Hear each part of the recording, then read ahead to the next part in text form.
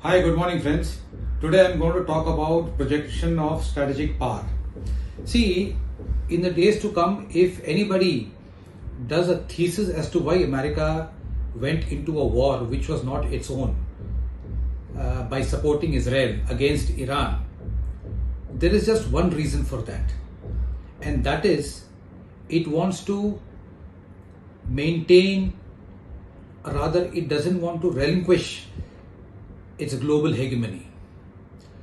You see, America has survived as the global superpower by getting itself involved in wars which were not its own at all. Okay, whether it was Vietnam, whether it is now Iran. Why does it do that? It does that because it wants to maintain its status as the primary global superpower. So that comes down to the question which I want to ask: why doesn't India project its power strategically? We are a developing economy. We are soon going to be the third largest global economy after the US and China. We have a tremendous armed forces.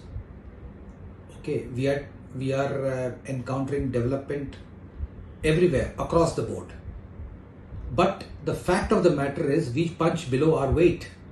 Now, why does this happen?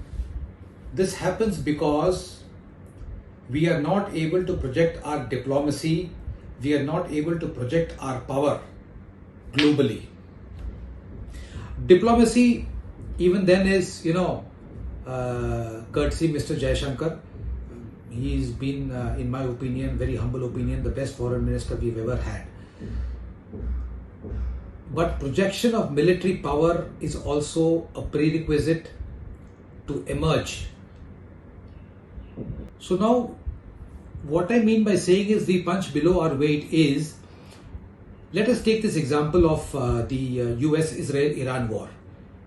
Number one, we should have been the mediators, not Pakistan. Because like I have outlined earlier, very good friends with Israel. We've had very good relations with Iran ever since. And supposedly we are good friends with US also. We should have been the one doing the mediation, not Pakistan, not Qatar, nor any other Middle East country. Had we done this, it would have been a masterstroke in our diplomacy. It would have projected not only our reach, but also our diplomatic prowess across the globe. Okay?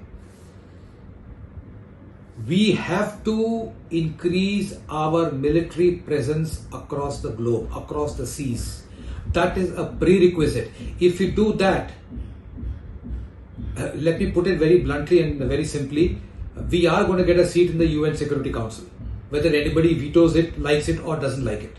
You see, what do countries, US, China, Russia, UK, France, which are the 5 permanent members of the UN Security Council, what do they have in common? They are all nuclear powered countries. One, so are we. But they project their military power wherever it is required, even if it is not their own war. Russia obviously is engaged in its own war with Ukraine, and that is doing a ding-dong battle, as everybody knows. But otherwise, Russia is the largest nuclear power in the world. These countries, they project their military power, they project their military might. India should start doing that. We are a nuclear power. What is known as, we possess the nuclear triad, that is land, air, sea. We should project it without any fear.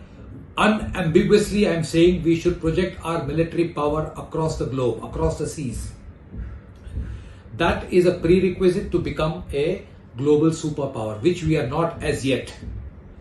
Even economically, we are reaching there, but once we start doing this, believe me, our economy also will improve.